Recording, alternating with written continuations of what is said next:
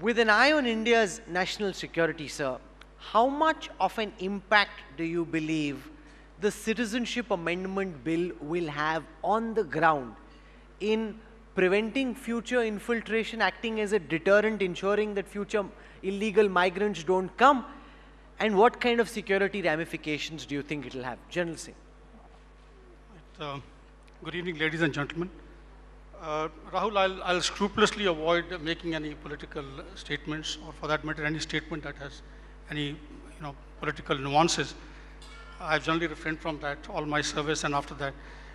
Yes, this CAB, the Citizen Amendment Bill, which is being debated now, passed by the cabinet, it is a good thing that has been done, because every nation, every sovereign nation has the right to put in place certain laws which are important for the security of the nation. But having said that, what Rahul asked, the ramifications are something that we need to look into. These ramifications, some are near-term, mid-term, long-term. More important are the long-term, the cascading effect such decisions would have. Because it's very important that when such hard decisions are taken, important decisions are taken in the national interest, various stakeholders, their sensitivities are taken into account. And a risk management architecture is created, which we do in the military. Whenever we make our plans, whenever we implement our plans, we ensure that we create a very comprehensive risk management strategy to ensure that anything that may impinge on the unfolding of the plan is taken care of. Now, some of these things which need to be noted, one, of course, are the aspirations of the people in Assam. You already see the All Assam Students Union. There are already a certain amount of indicators coming from there. They are not happy with it. So I think the first thing is that when you do the risk management along with this initiative, which I said earlier is a good thing that has been done, is that we got to address the aspirations of the people of Assam and the neighboring countries. They have certain, because if you don't do that, let's not forget how the Assam movement started. It has its roots in certain aspirations not being addressed and people feeling peeved. Now, the second thing is, with this, we have to see the sensitivities of our neighborhood. Bangladesh. The other thing is, you cannot see CAB in isolation. You have to see it in concert with NRC. Now, what happens to those 19 lakh people who've been identified, whose names have not figured in the second draft of the NRC? In that, we have about 30 to 40% of Muslims. What are we going to do with those Muslims? If Bangladesh refuses to take them, what do we do with them? Are those people going to be creating hubs which will become the breeding grounds for terrorists? Where are you going to push them? Into the sea? No.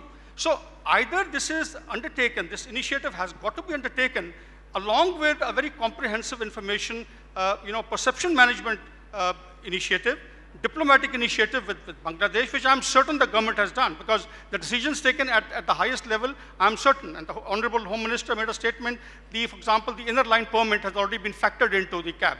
So things are being looked into. But we got to see that there's a Muslim majority nation in the neighborhood, Bangladesh, as also part of our Act East policy.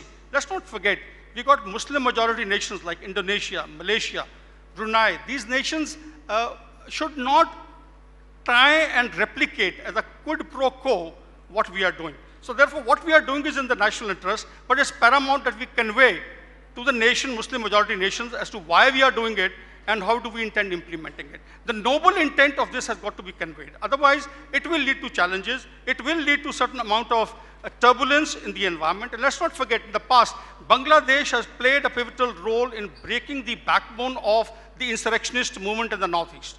I've dealt with that in the military operations as a colonel, right from 1997. Now, getting hold of some of the supremos of various, terrorist outfits, militant outfits like, Paresh Barua, for example, Ravindo Raj Khova, your Megan of UNLF Meti group from Manipur, these guys have been handed over to us.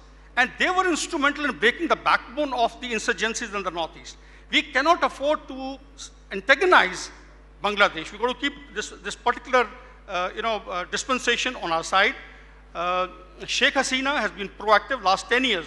Of course, Khalida Zia, when she was there, we didn't have a very, I would say, a compatible stance coming in, or I would say the approach of the country, Bangladesh, wasn't very conducive to our security interests. They had given safe havens, but the present government has denied that. So the challenges are many. I have no doubts in my mind that the Honorable Home Minister, the government, in the cabinet meeting before they approved it, would have taken stock of various risks which are there, near term, mid term, and long term, and factored these into the plans which are going to be unfolded.